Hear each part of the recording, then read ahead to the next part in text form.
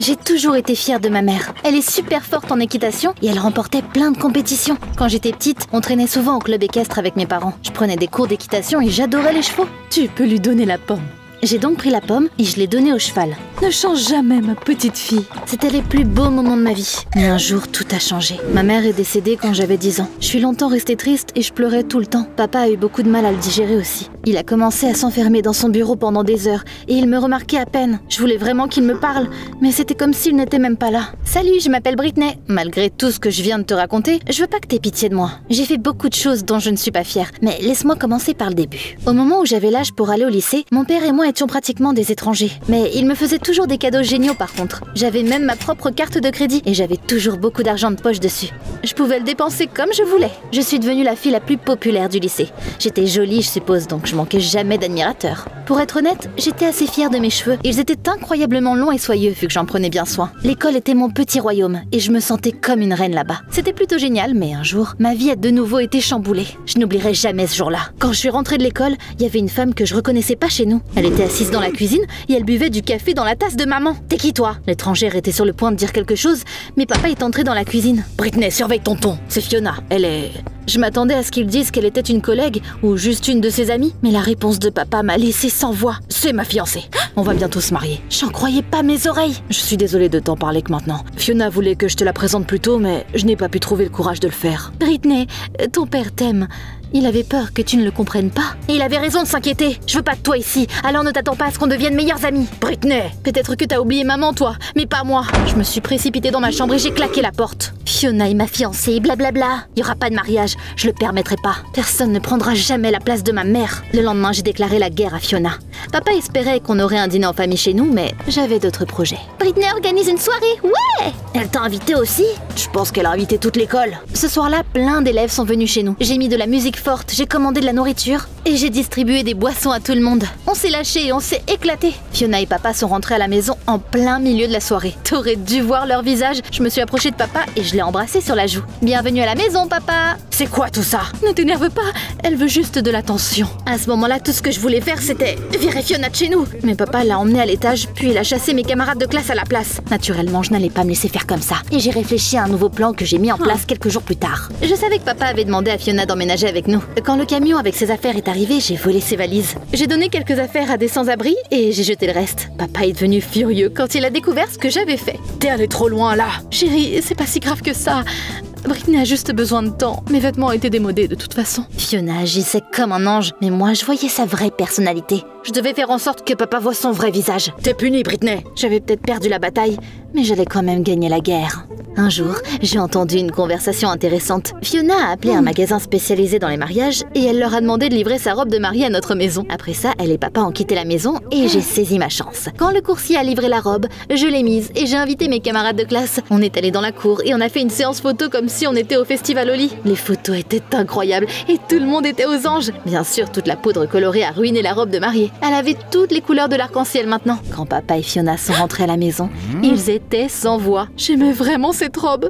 Britney, pourquoi tu me détestes autant? J'en ai assez. Je ne supporterai plus tes pitreries. Quelques jours plus tard, papa m'a dit de faire mes affaires. Il avait décidé de m'envoyer dans un camp sportif.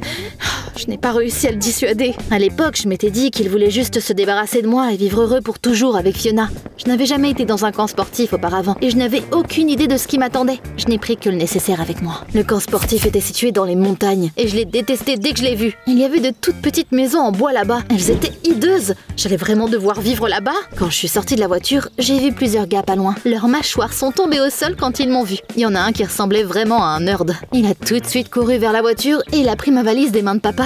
Oh, laissez-moi vous aider! Lewis, t'es sûr que c'est une bonne idée? La route était inégale et rocheuse, donc c'était pas une bonne idée de faire rouler la valise. Lewis a essayé de la soulever et il s'est tout de suite effondré au sol. Je me suis tournée vers les autres garçons en riant. D'autres volontaires?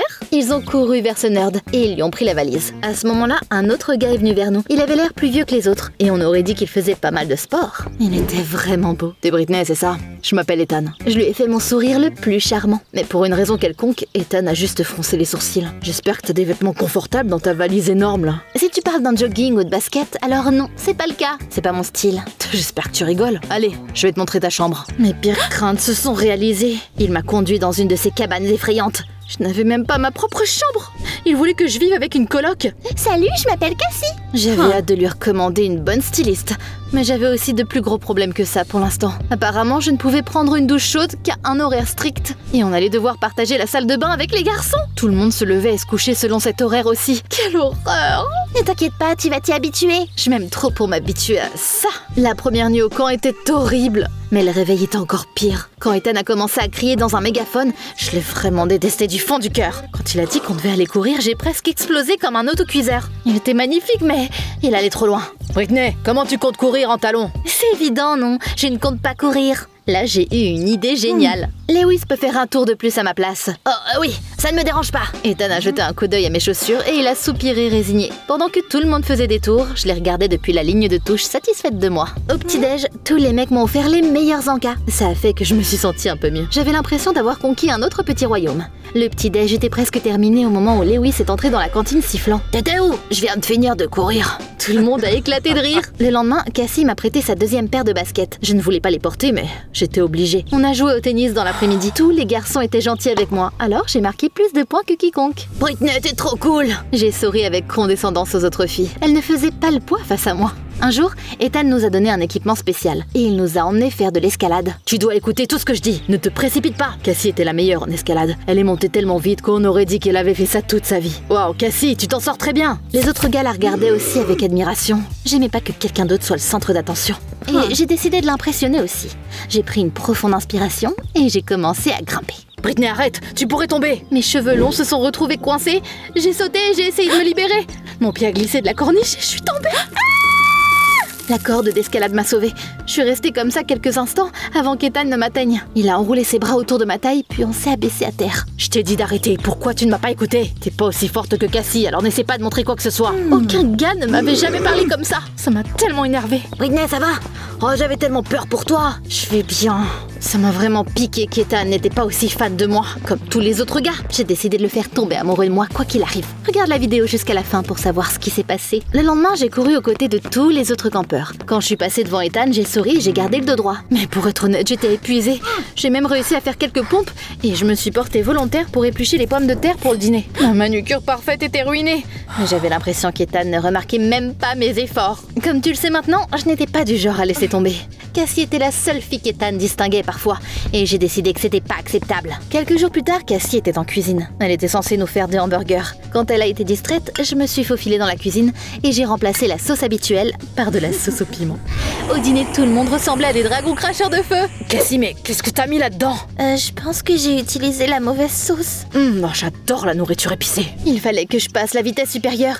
Ça énervait Ethan quand on était en retard pour les séances d'entraînement du matin. Alors, pendant que Cassie prenait une douche chaude, j'ai pris ses vêtements et je les ai ramenés dans notre chambre. Où est Cassie? Elle est en retard, je suppose qu'elle a décidé de faire la grasse mat. À ce moment-là, Cassie est sortie de la salle de bain enveloppée dans une serviette. Ethan l'a regardée avec les yeux grands ouverts. Eh bien, je suis sûre qu'elle se joindra bientôt à nous. Je voulais m'arracher les cheveux. J'ai croisé d'autres filles sur le chemin du retour dans ma chambre. On t'avait volé les vêtements de Cassie. Tu ne pourras pas retourner Ethan contre elle. Pourquoi t'es si obsédée par lui de toute façon? Tous les autres gars s'en foutent de toi. Ça ne vous regarde pas? Tu ne te feras jamais d'amis si tu continues comme ça.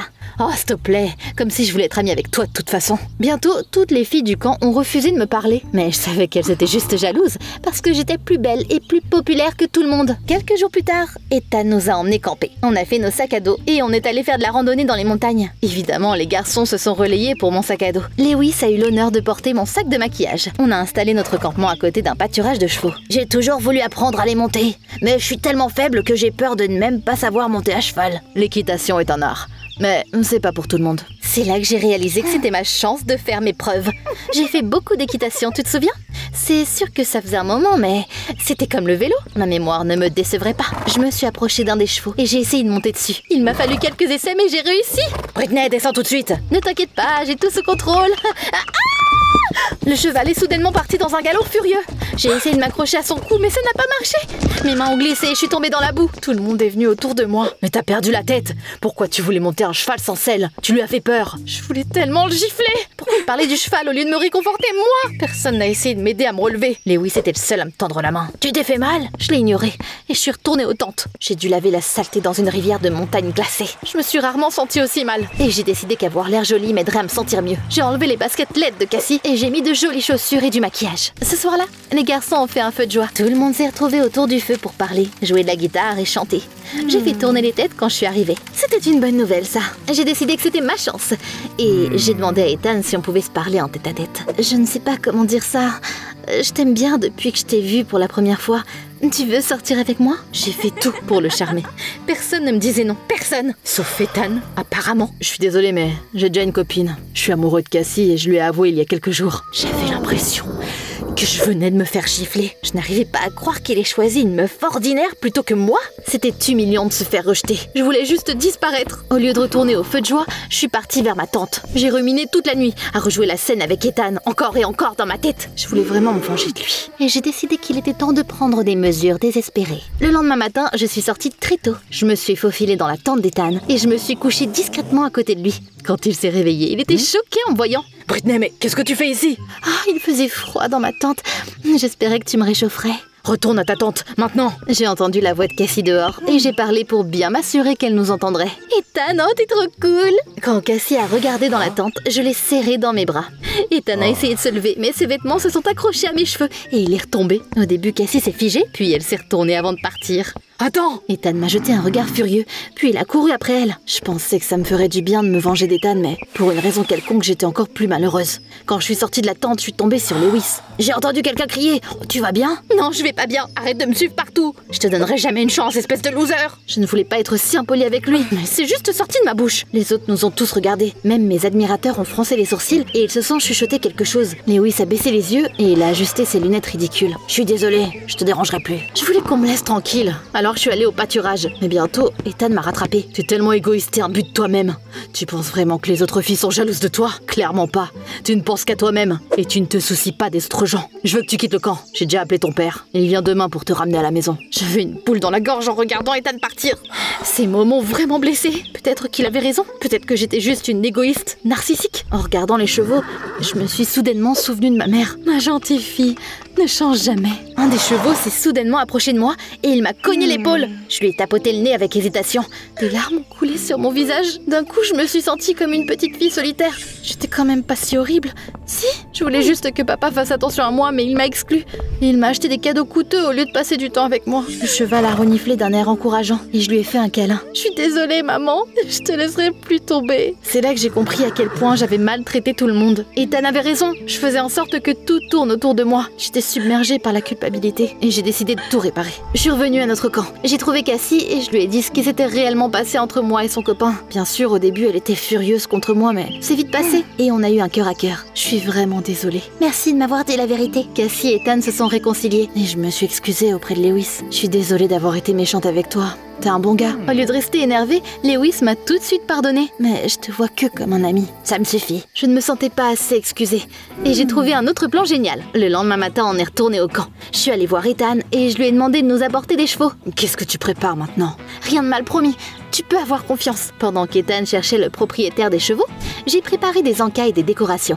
Tout le monde n'arrêtait pas de me jeter des regards curieux. C'est pourquoi tout ça? J'ai juste souri mystérieusement, sans répondre à aucune de leurs questions. En fin d'après-midi, j'ai invité toutes les filles dans ma chambre et je leur ai donné mes vêtements.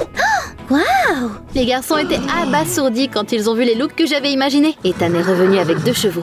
J'ai mis de la musique et j'ai sorti mon Polaroid. Je sais que j'ai blessé beaucoup d'entre vous. Laissez-moi prendre des photos sympas de vous pour m'excuser. Ça va être fun. Tout le monde a adoré mon idée. Pas une seule fille n'est partie sans avoir de belles photos. Il y a aussi des gars qui ont pris des selfies avec les chevaux. Lewis est resté sur le côté, mais je l'ai convaincu de nous rejoindre. J'étais la dernière à être photographiée. Je regardais le coucher de soleil magnifique, donc je n'ai pas remarqué qu'une voiture arrivait au camp au début. Plus tard, papa a dit que quand il m'a vue sur un cheval, ça lui a coupé le souffle. Tu ressembles tellement à ta mère. Après toutes ces années, on a enfin eu une bonne conversation. Papa s'est rendu compte qu'il n'avait pas passé assez de temps avec moi et je lui ai promis que je ne le dérangerais plus, lui et Fiona. Je suis restée au camp quelques semaines de plus après ça. Sauf que maintenant, je participais correctement à toutes les activités. Quand je suis rentrée à la maison, je me suis de nouveau inscrite à des cours d'équitation. D'ailleurs, on a appris que Lewis et moi, on vit dans la même ville et je l'ai convaincu de s'inscrire au cours avec moi. C'est peut-être difficile à croire, mais Lewis a fait de grands progrès. Notre entraîneur chante ses louanges. J'ai changé, à l'intérieur comme à l'extérieur. Mes cheveux longs me gênaient souvent alors. J'ai récemment décidé de me faire couper les cheveux. T'en penses quoi? Ça me va?